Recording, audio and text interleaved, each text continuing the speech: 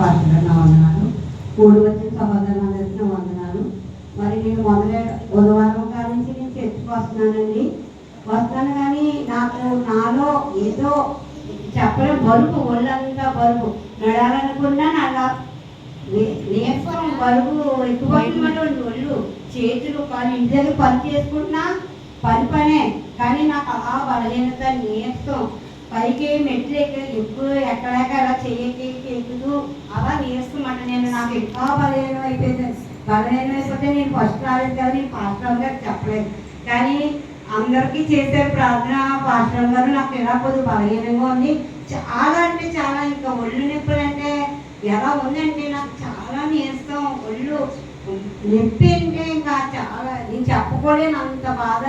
అలా వచ్చి కూర్చున్నా, నించుంటే ఊగిపోతున్నానండి.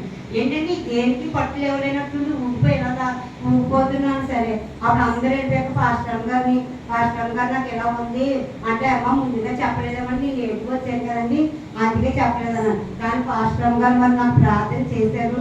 నాకు మరి 3 సార్లు కూడా నా పై చేసి ప్రార్థన చేశాడు. మరి ఫస్ట్ కొంచెం, తర్వాత కొంచెం, అలాగా లాస్ట్కి వచ్చినప్పుడు పైకి తేలిగ్గా లేచిపోయింది. నా ఒళ్ళంతా ఎంత తేలిగ్గా అయిపోయిందంటే దేవుడికి వందనాలు చెల్లించుకుంటాను. మరి త్వరగా పొద్దున్నే లేకనంటే నీరసంగా లేచే పైకి ఎలా వచ్చేదాన్ని. రాత్రి పడుకునేటప్పుడు కూడా ఎంత బలహీనమో చెప్పలేను. అలాగే మంచమే పడుకుంటే మరి తేలికైనా లేకనంటే కూడా కొంచెం కష్టం, బాధ అనిపించింది. ఏంటి ఎలా ఉంటున్నాయి, చాలా నొప్పులు కొట్టాయండి. మరి దేవుడు ఎంతగానో దేవుడు అంట కొంచెం అలా పనిచేస్తున్నానంటే ఆ నొప్పులతో దేవుడు కృపేనండి. మరి ఆయన స్మరించుకుంటూ శుద్ధించుకుంటూ మరి నాకు ఎన్ని నొప్పులు తగ్గాలని మరి రాత్రి అయితే పాస్టర్ గారు చేశాను ప్రార్థన బట్టి నాకు వెంటనే నిజంగా చాలా నేను ఇంటికి చాలా గబగబగా మెట్లు కూడా దిగిపోయి ఇక్కడ నొప్పి అనేది ఇప్పటికి కూడా నాకు లేదండి. మరి గబగబగా పని చేసుకొని గబగబగా రావడానికి కూడా దేవుడు ఎంతగానో మరి నేను నాకు స్వస్థత పొందాను. కాబట్టి నేను పనుల దగ్గర కూడా పనులు ముగించుకొని నేను పరిగెట్టుకొని రావాలని మరి ఆశపడుతున్నాను.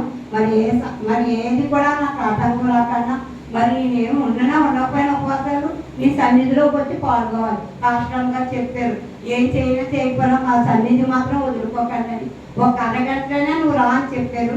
మరి ఒక పావు గంట అయినా సరే నువ్వు రావాలి ఆత్మీయంలో అని చెప్పారు. దేవుడికి ఎన్నో వందనాలు. మరి అలాగే బరువులు తీసుకొని మరి ఎన్నో వస్తున్నానండి పనికి. అయిపోతేమో అనుకుని ఇంకా పుట్ట అక్కడ కలిసి పరిగెట్టుకొని వచ్చేస్తానండి సన్నిధికి. మరి దేవుడు ఎలాగే 40 దినాలు కూడా వాడుకోవాలని, మన కోసం, మన సమస్యల కోసమేనండి. మరి దేవుడు నాకు ఎన్నో మేలు చేశాడు. దైవ సేవకులు ప్రార్థన ఏంటి, సంఘ ప్రార్థన, అన్ని ప్రార్థన